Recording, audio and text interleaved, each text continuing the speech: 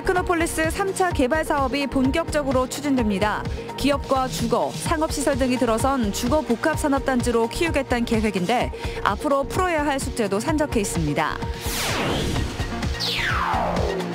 충주시가 사기 분양 의혹을 받고 있는 서충주 신도시의 테라스하우스에 대해 입주를 기습 승인했습니다. 시위를 이어온 분양자들은 억울함을 토로했습니다. 원청업체의 횡포로 공사비를 제대로 받지 못해 부도 위기에 놓인 하청업체의 소식을 어제 보도해드렸습니다. 해당 하청업체가 추가 폭로한 사실을 전해드립니다. 오늘 오전 청주 율량동 상리사거리 인근에서 11중 추돌 사고가 발생했습니다. 속도를 줄이지 않고 달려온 차량이 앞차들을 덮치면서 도로는 아수라장이 됐습니다. 여러분 안녕하십니까. CJB 8시 뉴스 시작합니다. 청주 송절동과 외북동 일원에 진행되고 있는 테크노폴리스 3차 개발이 본격적으로 추진됩니다. 앞으로 기업과 주거, 상업시설 등이 들어선 주거 복합산업단지로 키우겠다는 계획인데 순항을 위해선 풀어야 할 숙제가 많습니다. 정진규 기자입니다. 청주 테크노폴리스 3차 개발 사업이 본격적으로 추진됩니다. 청주 테크노폴리스 자산관리는 사업비 조달을 위한 8,400억 원 규모의 프로젝트 파이낸싱을 마무리했다고 밝혔습니다. 전체 사업 완료 시점은 2024년으로 이를 위한 세부 일정도 공개했습니다.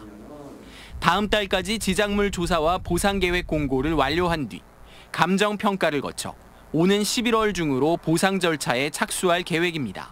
행정 절차, 또 자금 사업비 조달에 대한 PF 절차가 지난달 말에 최종적으로 확정이 됐습니다. 하지만 넘어야 할 산이 적지 않습니다. 우선 부진의 유물 보전을 이유로 사업에 반대하고 있는 시민사회단체입니다. 1, 2차 개발 부지에선 삼국시대 분묘 등 500여 개의 유구와 1,500여 점의 유물이 무더기로 쏟아져 나왔는데 문화재청의 보전 심의도 이뤄지지 않은 상황에서 3차 사업까지 진행하는 건 옳지 않다는 겁니다. 이곳이 갖고 있는 문화재적 가치가 어떠한지, 청주에 그리고 대한민국에 어떤 가치가 있는지를 좀 명확하게 밝힌 이후에 개발 여부를 결정해야 되는 것이 맞다고 봅니다. 400여 가구에 달하는 원주민들의 반발도 풀어야 할 숙제입니다.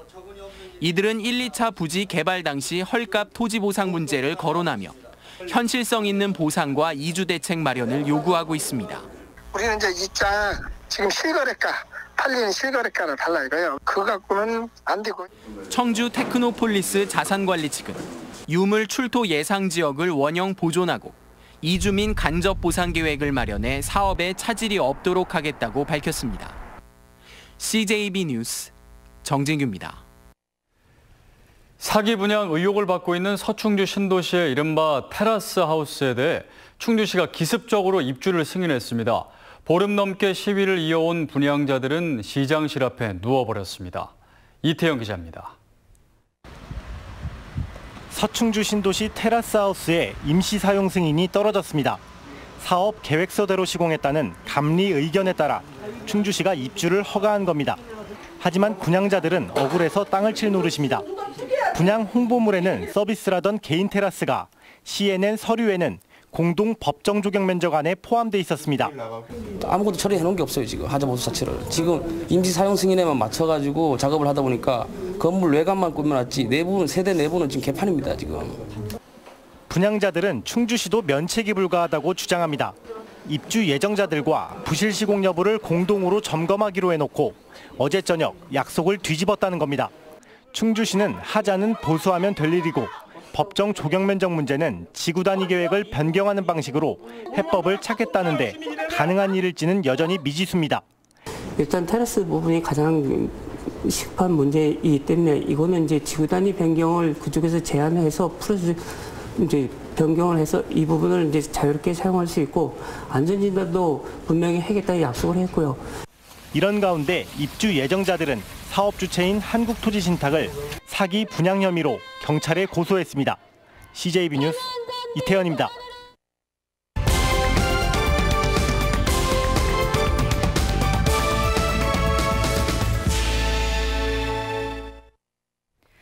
다음 소식입니다.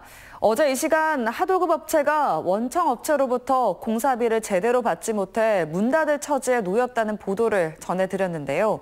그런데 원청업체의 갑질은 이뿐만이 아니었습니다. 자신들이 지정한 업체하고만 일을 하도록 강요하는가 하면 원치 않는 공사를 시켜 돈을 챙기기도 했다는 겁니다. 진기훈 기자입니다. SK하이닉스 M15 반도체 공장 공사에 2차 하청업체로 참여한 A업체는 비계공사를 B업체에게 줬습니다. 원청업체인 SK건설의 공사 실무자가 B업체하고 일을 하라고 강요했기 때문이란 겁니다. 한술 더 떠 B업체는 A업체에게 공사 대금을 5억 원이나 부풀려 청구했고 원청업체 실무자가 대금을 서둘러 지급하라고 압박했다는 주장입니다. 알지도 못하는 업체였고 원청 업체사의 담당자가 끼어넣은 업체거든요. 호위공사 내역이라든가 여러 가지 이런 부당하게 공사 금액 부풀려서 저희들은 청구해서. 이에 대해 B업체 측은 허위로 대금을 청구한 일이 없고 업체 경쟁력을 바탕으로 정당하게 공사에 참여했다는 입장입니다. 누군가에 의해서 들어갔다 이렇게 얘기를 했다더라고요. 근데 그 말도 안 되는 거지. 여기서는 받는 부분에 대해서 한치라도 돈을 더 받고 이런 건 없습니다. 내 공사한 거 내 그대로 받았습니다. 이 밖에도 A업체는 1억 1,000여만 원 규모의 SK건설의 협력사 공사까지 떠맡아야 했는데 이 과정에서 협력사가 SK건설 실무자에게 3천만 원을 상납했다는 의혹도 제기했습니다. 이에 대해 SK건설 측은 실무자인 간부급 직원을 상대로 경위를 파악하고 있다고 밝혔습니다. 현재 해당 간부급 직원은 해외 발령이 난 걸로 알려졌습니다. CJB 뉴스 진기훈입니다. 네, 계속해서 취재 기자와 조금 더 자세한 이야기 나눠보겠습니다. 진기훈 기자, 네. 우선 이번 사안이 좀 복잡한데요. 간단히 한번 정리해 주실까요? 네, SK하이닉스 M15 반도체 공장 폐수 처리장 공사를 진행하며 발생했던 일입니다. SK하이닉스는 SK건설에 이 공사의 일괄 도급을 줬고 SK건설은 1차 하청업체에게 그리고 다시 2차, 3차까지 하청이 이루어진 겁니다. 지금 피해를 입었다는 A업체는 2차 하청업체인데 SK건설의 공사 실무자인 간부급 직원이 A업체에게 3차 업체, 그러니까 B업체와 하도급을 맺으라고 강요했다는 겁니다. 그러면서 이 A업체는 원청업체로부터는 공사비를 33억 원이나 못 받았고 또 3차 하청업체, 그러니까 B업체에게는 5억 원가량이나 부풀려진 공사비를 지급해야 했다고 주장하고 있습니다. 네, 그리고 이 SK건설의 협력사 공사까지 떠맡아야 했다는데 이건 어떤 내용입니까? 네, 이 전체 공사가 90% 정도 진행됐을 무렵 갑자기 A업체에게 1억 1,000만 원짜리 SK건설의 협력사 공사를 진행하라는 요구가 내려옵니다. 처음에는 이 요구를 거절했는데요. 그러자 원청업체들의 공사 실사가 진행되는 등 압박이 시작됐고 결국 공사를 떠맡을 수밖에 없었다는 겁니다. 문제는 이 과정에서 SK건설 협력사 실무자에게 추가로 지급한 3천만 원인데요. 이 돈을 놓고 A업체 측에서는 협력사가 SK건설 간부에게 상납한 일종의 커미션이다 이렇게 주장하고 있고 협력사 측은 A업체 대신 파견했던 본인 업체 직원들에 대한 인건비 명목, 즉 정당한 돈이었다 이런 입장을 밝히고 있습니다. 네, 여기에 또 이 공사와는 전혀 관련이 없는 브로커가 또 개입돼 있다고요? 네, 사실 이 A업체가 처음 이 공사에 뛰어들게 됐던 건 A업체 대표의 지인이었던 김모 씨가 1차 하청업체를 연결해 주면서 부터인데요. A업체 측은 김 씨가 모든 공사 과정에 관여하면서 중간에 돈을 챙겨갔는데 이 액수가 무려 3억 7천여만 원에 달하며 김 씨가 이 중 일부 금액을 챙기고 나머지는 1차 하청업체에게 모두 상납했다는 의혹을 제기하고 있는 상황입니다. 네, 이렇게 이제 문제가 제기되고 있는데요. 이 원청업체들의 입장은 어떻습니까? 네, 원청 회사의 갑질 행위는 없었다라는 게 공통적인 입장입니다. SK건설은 실무자였던 간부급 직원의 개인 행동일 뿐 회사 측과는 관련이 없다는 입장도 밝혔는데요. A업체는 원청업체들의 압박 속에 공사비용 감액 등 이런 부당한 요구들을 들어줄 수밖에 없었고 그러다 보니까 결국 부도 위기에까지 몰리게 됐다고 털어놨습니다. 네, 현재 이제 검찰 수사가 진행 중인 만큼 결과를 지켜봐야겠습니다. 진기훈 기자였습니다.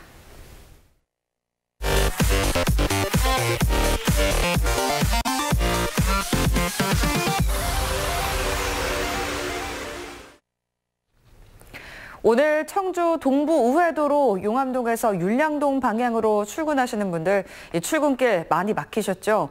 속도를 줄이지 않고 달려온 한 차량에 앞차들을 덮치면서 10일 중 추돌 사고가 발생했습니다. 박원 기자가 보도합니다. 오늘 오전 8시 25분쯤 청주시 율량동 상리사거리 인근 도로에 파손된 차량들이 줄지어 꼬리를 물고 있습니다. 3차선 도로를 달리던 한 차량이 갑자기 2차로로 끼어들어 차량 넉 대를 잇따라 추돌한 겁니다. 신호대기 중이던 차량까지 연쇄 추돌로 이어지면서 차량 11대가 뒤엉켜 도로는 순식간에 아수라장이 됐습니다. 이 사고로 6명이 경상을 입어 병원에서 치료를 받고 있습니다. 최초 사고를 낸 운전자는 현장 음주 측정 결과 음주운전은 아니었던 것으로 알려졌습니다. 운전자가 졸음운전을 한 건지 의식을 잃으신 건지 모르겠는데 그 앞차가 브레이크 밟는데도 브레이크를 밟지 않고 오히려 속도를 높여서 그 정차되어 있던 차를 다 들이받더라고요. 사고가 난 현장입니다. 이 사고로 이 일대 교통이 30분간 마비돼 운전자들이 큰 불편을 겪었습니다. 실제로 용암동에서 상리사거리로 넘어오는 방향은 한동안 극심한 정체를 빚어 출근길 교통지옥을 방불케 했습니다. 출근 시간이 집에서 오면 30분이 걸리는데 지금 벌써 한 50분, 1시간째 가고 있는데 아직도 회사를 도착을 못하고 있어요. 많이 불편했어요. 경찰은 목격자 진술과 블랙박스 확인 등으로 정확한 사고 원인을 조사할 예정입니다. CJ EB뉴스 박원입니다. 한국 프로야구를 대표하는 송진우와 장종훈을 배출한 청주 세광중고가 부활의 날갯짓을 시작했습니다. 전국 대회를 잇따라 제패하고 있는데 학교와 동문들의 지원과 소통의 리더십이 선전을 이끌고 있습니다. 조영광 기자입니다. 전북 군산중을 4대3 극적인 역전승으로 누르고 올해 전국 소년체전에 우승 트로피를 들어올린 청주 세광중 야구부. 송진우 투수가 중학교 시절 우승한 10회 대회 이후 무려 38년 만입니다.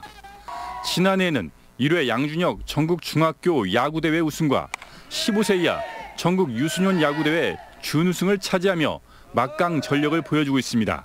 시작하기 전에 저희가 모여서 저희가 주인공이다라는 생각으로 그런 구호를 가지고 경기에 임하고 저희 포기하지 않고 했기 때문에 저희 전국체전에서도 역전 우승을 했었던 것 같습니다. 형만은 아무 없다. 고등학교 선배들도 3년 연속 고교야구 주말리그 우승을 차지하고 5년 연속 충북 대표로 전국체전에 출전합니다. 한화 이글스 코치로 지도자의 길을 가고 있는 송진우와 장종훈의 계보를 잇는 대형 선수의 등장에 대한 기대감도 모으고 있습니다. 드래프트에 지명돼서 프로로 가서 장종훈 선수 같이 대한민국을 대표하는 그런 멋진 야구 선수가 되고 싶습니다. 세강중학교가 지금 다 좋은 팀워크를 갖고 있고 좋은 선수들이 세강고등학교로 진학을 많이 하기 때문에 앞으로 좀 세강야구가 많이 발전하지 않을까 싶습니다. 역대 최강으로 불리며 전국 무대에서 발군의 실력을 뽐내고 있는 세광야구. 다음 목표는 전국 중앙야구 선수권대회 첫 우승과 37년 만에 황금 사자기 고교야구대회 재패입니다. CJ EB뉴스 조윤광입니다. 오늘 16일 새벽 1시에 치러지는 2019 피파 U20 축구 결승전 경기와 관련해 도내 곳곳에서 응원전이 펼쳐집니다. 청주시는 오는 15일 밤 11시 반부터 청주체육관에 대형 LED 스크린을 설치하고 사전 공연과 각종 이벤트를 개최합니다. 또 결승전 경기 시작 1시간 전에는 청주 김순영 양궁장과 충주 종합운동장에서도 단체 응원전이 펼쳐집니다. 충주 제천에 이어 음성에서 과수 화상병이 확진되면서 인접한 자치단체에 비상이 걸렸습니다. 증평군과 진천군, 괴산군 등 인접 지자체는 과수 농가와 화상병 발생 정보를 공유하면서 예찰 활동을 강화했습니다. 또 작업도구 소독과 과수원 청결, 발생 지역의 묘목 구입을 금지하고 의심 증상 발견 시 즉시 신고해 줄 것을 당부했습니다. 과수 화상병은 지난달 20일 충주에서 처음 발생한 뒤 현재 충주 제천, 음성 지역 31개 농가에서 확진됐습니다. 청주지방검찰청은 오늘 LG화학 청주공장과 LG생활건강 청주공장에 대한 동시 압수수색을 진행했습니다.